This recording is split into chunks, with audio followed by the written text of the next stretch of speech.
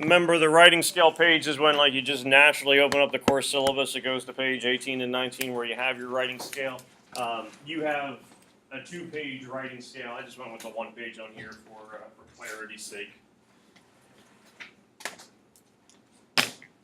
So on your essay, everyone should have a score. 8 minus, 7 plus, 3 minus, 2 plus, 1 minus. The 0 minus is really when you're struggling. That's right. Oh, is that the way that game works? I thought I've been doing so well. You'll get used to it, number one. And the more we talk about it, the more we work with it, the more it starts to make sense. What really gets confusing is when we talk about AP scores, because the AP exam, keep in mind, is a 1 through 5 test. So we'll talk about getting a 5 on the test. If your essay says 6 minus, that doesn't mean you wrote the world's best essay ever, because you're above the 1 through 5 scale. The exam scale is 1 to 5. The essay scale is 1 through 9. Technically, 0 is a score. 0 means it's unscorable, so it's not legible. You wrote the quadratic equation. You drew Charlie Brown and Snoopy or something like that. So we would like to think 0 is not going to be an option. Generally speaking, we're going 1 through 9. So it gets difficult when we talk about 3 is passing on the AP exam. 3 is not passing when it comes to an essay score. That's when we're kind of struggling with. So we'll get used to those things. You'll also, as we do more experience with the scale, you'll kind of start to understand more so the nuances between a 7 and an 8. The vast majority, just about all of the essays that you write for me, I'll grade on this scale. So Grapes of Wrath will be graded on the scale. You'll do things where you are scoring essays on this scale. You won't be scoring each other's. You're not determining other people's grades. But we'll take a look at like sample essays. Or essays that have been submitted in past years and talk about, okay, what do you think you got, Heath? Heath gives a score, Megan gives a score, talk about the real score, validate why you got that. So as we do more of these things, you'll start to understand those nuances and the differences of level. Generally speaking, 5 and higher is passing. I don't mean generally in the sense because if you get a 5 or higher, it's passing, and that would include the minuses. So whether it's a minus, nothing, or a plus, if it has a number 5 or higher, that would be considered a passing score. Basically, a passing score means the reader, and it is reader. You don't have multiple people reading your essays. Megan gets a reader for the essay. That reader gives the score. That is that. Signed, sealed, delivered. Generally, you get a 5 if they go, the student understood what they were supposed to do, and you can tell they do it to at least some degree of success. If it's considered 4 or lower, it is not passing. Okay?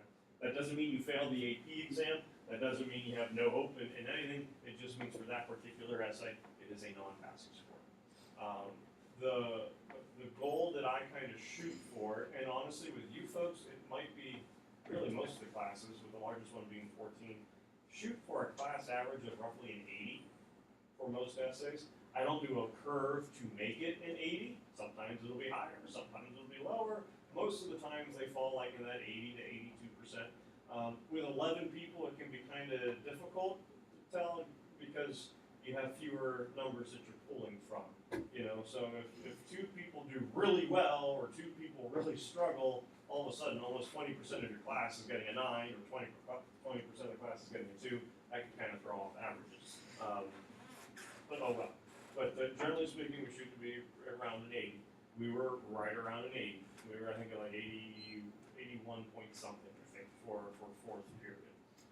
So that is perfectly fine. Your scores were bumped up a little bit. I did raise them a number.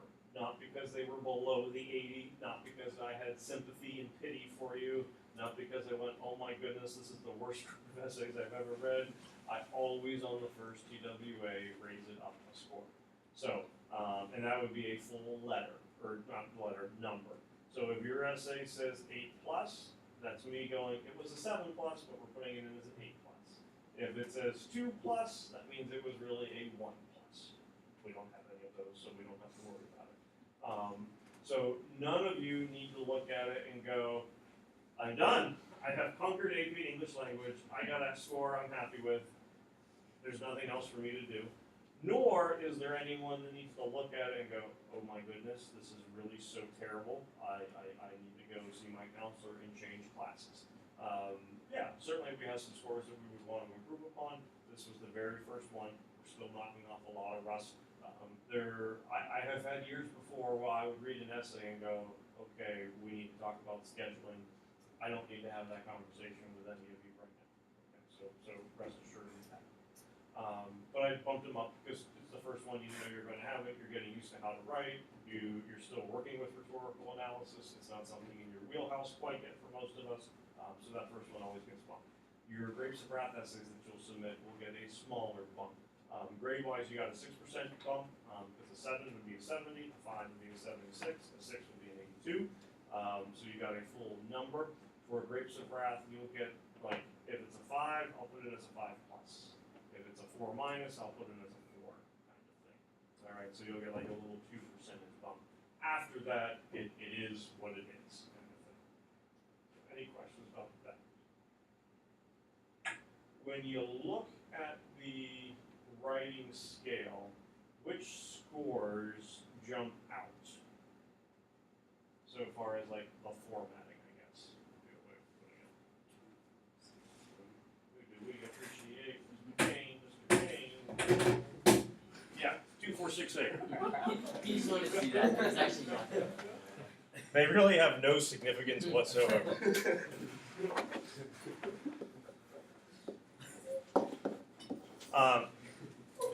And so they're in bold, you know, on your thing. AP exam, member, pluses and minuses do not exist. It's a 2, it's a 3, it's a 4, it's a 5, a 6, 7, 8. I do the pluses and the minuses because that lets you know where you are within that range. So if you got a 6 minus, a 6, or a 6 plus, don't worry about, you know, the bump that you got in scores. Just pretend it is what it is. If you got a 6 minus, a 6, or a 6 plus, I'm telling you on an AP exam, so Jesse gets a 6 minus, Megan gets a 6, Heath gets the 6 plus. That would be me saying all 3 of you on the AP exam would get a 6. So your score would be the same. I don't like only having, you know, 8 or 9 options to put in a grade book for an essay. And, you know, if Heath's essay is better than Jesse's essay, you should get more points for it. So he gets the 6 plus, he gets the 84, you get the 6 minus, you get the 80%. It's simply saying yours is better. It also lets you know where you are within that 6. Megan has a 6, she's fully entrenched in the 6. Her essay is like the epitome of a 6. Your essay is still a 6, but you are teetering on that line where it's very close to going into a 5, you know, territory. Still a 6. You haven't made that jump, but you're right at the point where you're about to creep into 7 territory kind of thing. So it kind of lets you know where you're at. All your essays, and I forgot to mention this the first period, try and remember to do it tomorrow, all of your essays show up in Power School as 100 points. Because then that lets me put in a 78, an 82, a 96 kind of thing, rather than doing the funky math and all that. If it's a take-home essay, typically it's 50 points. So I put it in as 100 and I weighted at 0.5. So your Grapes of Wrath essay is 50 points for your final copy. It's a TWA about a book that we are reading or have read that goes in as 35 points. So it'll show up as 100 in Power School. Grapes of Wrath will show up as 100 in Power School. The Grapes of Wrath essays individually are worth more than this essay that you did. Sometimes we'll do just an AP exam TWA. We'll do an in-class essay. It's not about a book that we're reading, but you just get like a random passage and do rhetorical analysis. Generally speaking, that goes in as 25 points. So those are the most common things. I think you were asking about point value yesterday. So this, it's a 35-point assignment towards your essay grade. The Grapes of Wrath will have a little bit more weight to it. So if you got an 80 on this essay and you got a 90 on your Grapes of Wrath essays, it's not that you have now an 85%, but it would be more like a, you know, 86 points up to 87.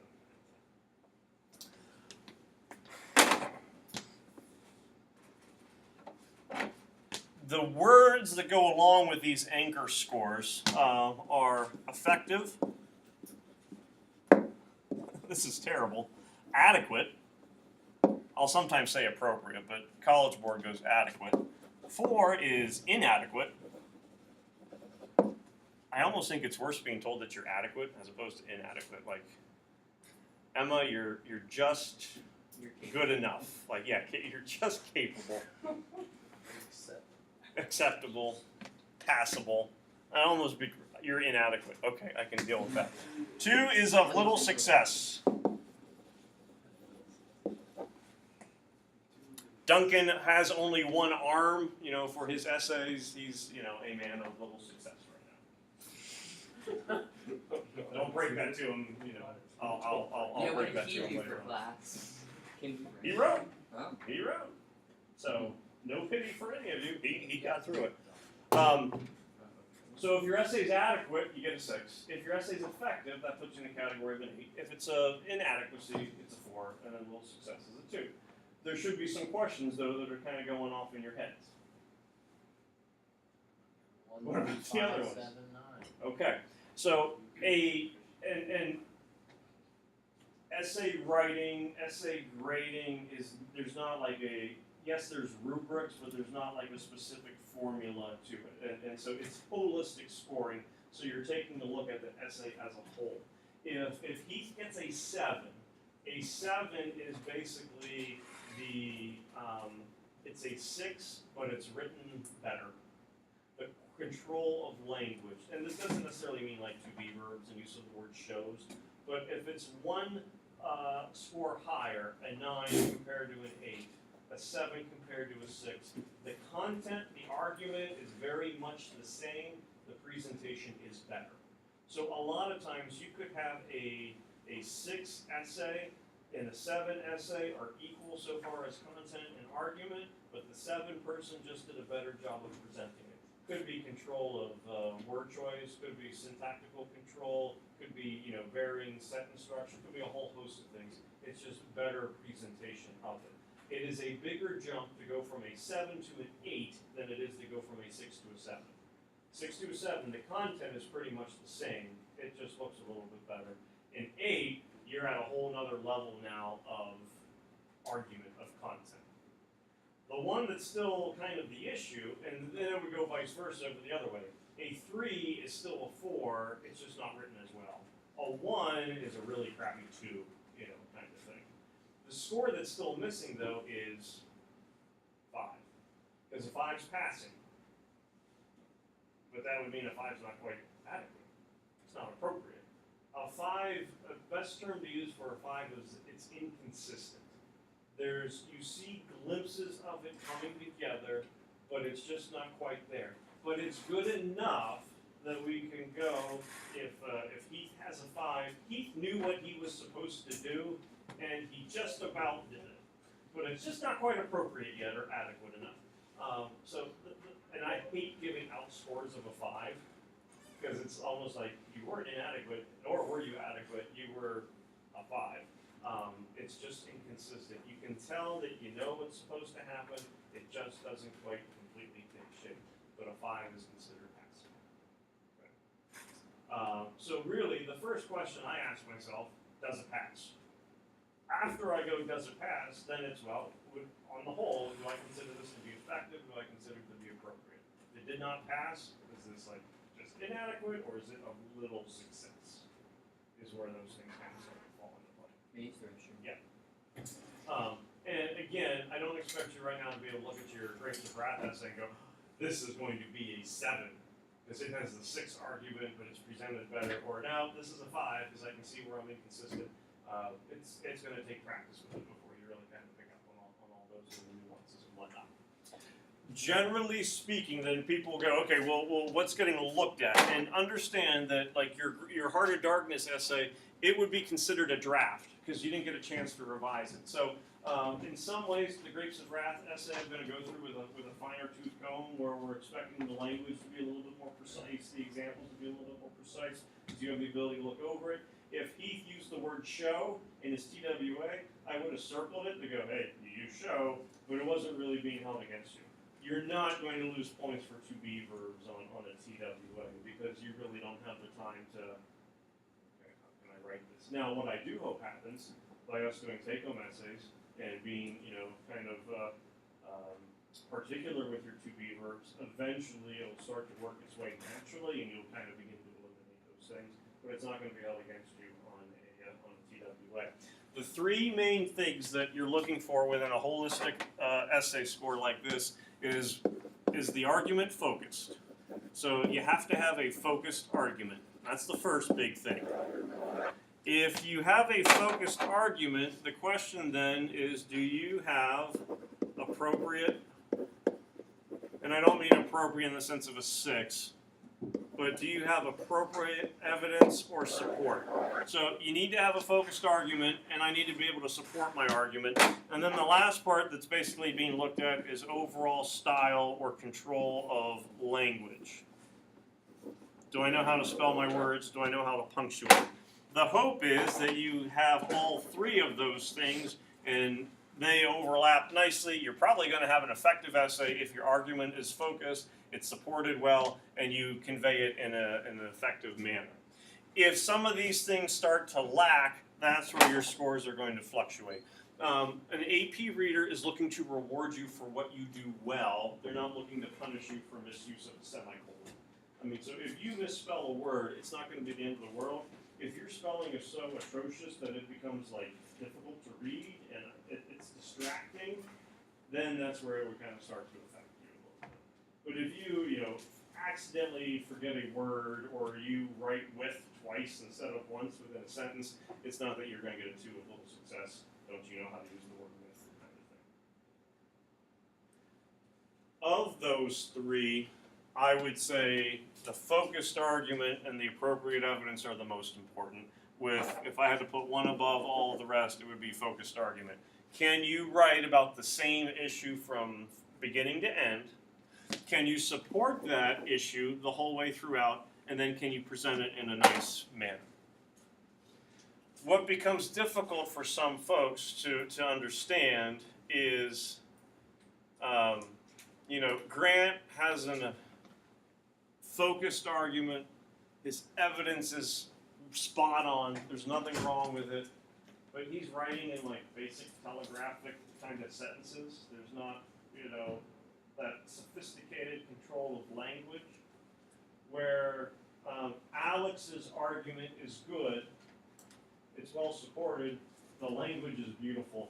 It's one of those where like you read it and you start hearing harps being played as like rays are shining down from up above, and you go, I'm having a moment while I read this essay.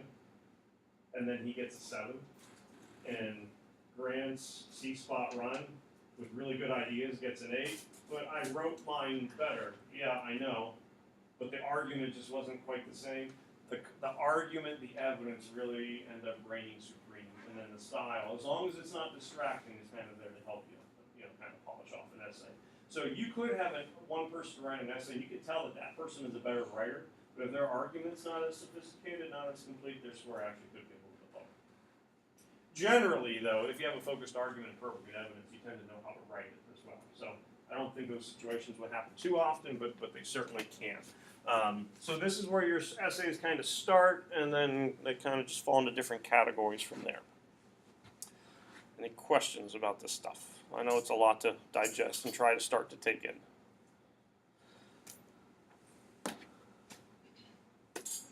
Here. Now, your prompt is slightly different. I forgot to update my prompt on here. Mine says, read the following passage from Part 2 of Heart of Darkness, then in a well-organized essay, analyze the rhetorical devices used in Marlowe's description to characterize Kurtz. What's different about your prompt? There is. How nice of me. What's that sentence? It is imperative that you specify how Kurtz is characterized in addition to the rhetorical devices that are used. So why would that be there? Besides going, because it's imperative. Because otherwise you could make your thesis like, these rhetorical devices characterize Kurtz. Without instead of how they characterize. Without specifying how he is characterized. And that's probably the first mistake that folks will make. Now, that doesn't mean if you were to write, these devices characterize Kurtz, automatic 4. But when you take a look at that first, kind of bubble circle of having a focused argument, if it just says characterize Kurtz, it's not focused then from beginning to end. Josh could just write characterize Kurtz in the intro. Through the body paragraphs and in the conclusion, it becomes very evident that you are characterizing him as all-powerful human being. Okay, you still therefore get credit for it. If Grant had the same thing but consistently had that same argument the whole way throughout, he's going to get the benefit of the doubt more so than you would. Again, doesn't mean you fail by any means, just means when we're taking a look at things, his is better. You still might be able to get an 8 out of it, because overall the argument could be focused, but maybe for our purposes it's an 8 minus and he gets an 8 or something like that. But you want to make sure that your argument is as specific as it possibly be, so it would be coming up with how Kurtz is characterized. That doesn't mean there's only one option for it. There could be a whole host of options as to how Kurtz is characterized. Some folks were going that he's characterized simply as being powerful. Others were taking a look that he is greedy, that he is corrupted. Some were looking that he was essentially a demigod. Half man, half deity, kind of thing. So there's a whole host of options that you could certainly go with. Rarely is it one specific argument that you have to choose, but you have to make sure you choose one that you can support throughout the course of the essay. Then what do you have to do? Well, really, even before you do that, what's the first thing you have to do? Even before that. You got to read it. Simple answer usually is the correct one. You have to read the passage. Sometimes people will skim the passage. Read the passage. You can't really write about it until you understand it. Reading it is just as important as writing it. And that would be both the prompt and the passage. The word that would jump out in the prompt to you would be analyze. If you see analyze, you know that you have rhetorical analysis. It says devices, rhetorical devices. It might say literary elements, rhetorical strategies, elements of language. There could be a lot of different kind of terms that are used, labels. But if you see analyze and you have a passage, you know you're going to be doing analysis. So while I'm reading it, I'm going to kind of look for rhetorical devices. I'm going to mark them as I come across them. Doesn't mean I'm going to use them, but I just want to look for words, phrases, elements that jump out for whatever reason. Then when I take a look at the passage as a whole, I'm going to decide which one of my characterizations work best with the devices that I chose.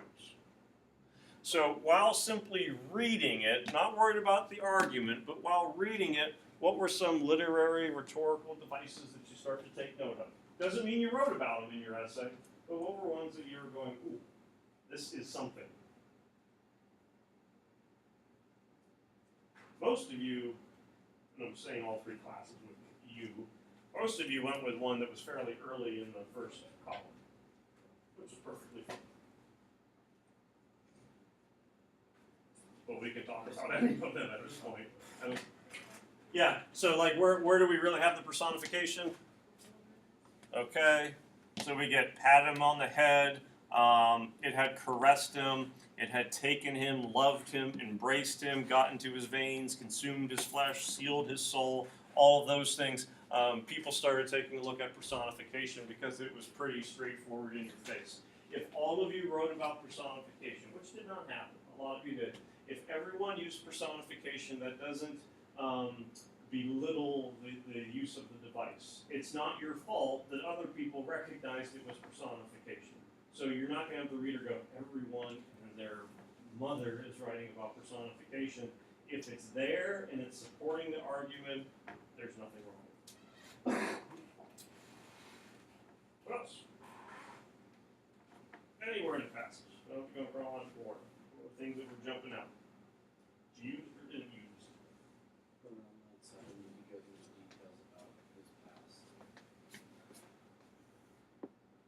Yeah, and that one was also a fairly common one, which some folks might have been going, I'm using details, Mr. King doesn't like details. It's fine, again, if it's there, it's there. So you're kind of like looking at his upbringing, educated partly in England, sympathies were in the right place, mother was half English, father was half French, all of Europe contributed to him, then getting into the Society for the Suppression of Savage Customs, getting into the eloquence, the type of writing that he was using, things like that, folks are getting into the details. Yes, that would be fine.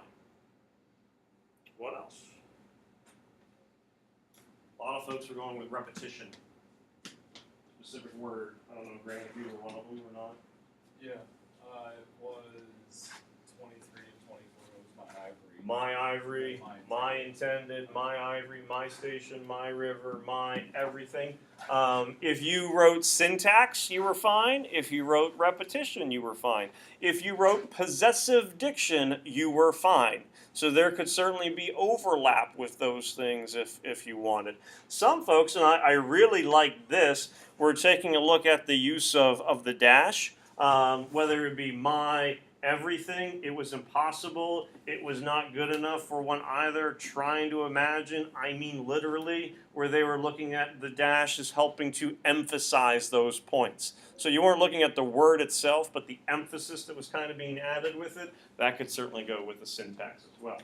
I thought that was a pretty astute observation that some folks were making. Diction tends to be popular, because there's words. What would be types of diction, besides just the possessive thing I said with mine? What would be some words that you look at and go, that's a strong connotation with that word? Again, in the passage, not your diction. Although it could be strong. You have a WC smiley face, means good word choice. I liked it. People kind of, if you just get a WC, that means word choice. Not as big a fan.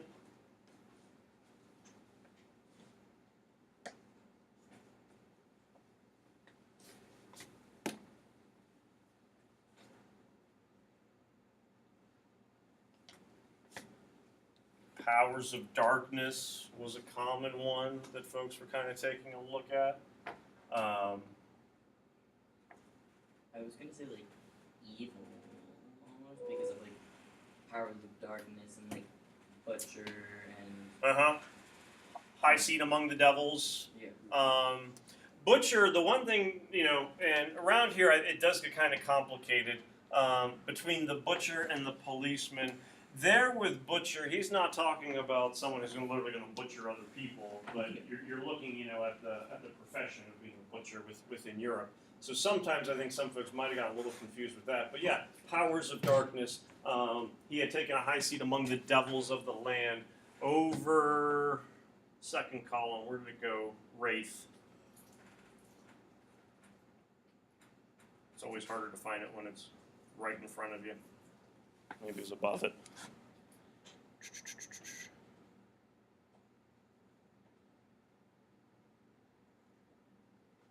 We got power. We have power of devotion there again. Right there, Wraith in line 67, which is going to be like a ghost, an apparition. You could go with. It could be evil diction. It could be ominous diction, malevolent diction. Corruptive diction, those would all be kind of types of words that you could use. With, you said the details about his past. Kurtz. If you were going to pick a nationality, what ethnicity would you say is the name Kurtz? German. In part 3, you mentioned that it's German. But his mother is. And his father. Okay, so all of Europe, as it says, contributed to the making of Kurtz. Why have a German name with Great Britain and France as the parents?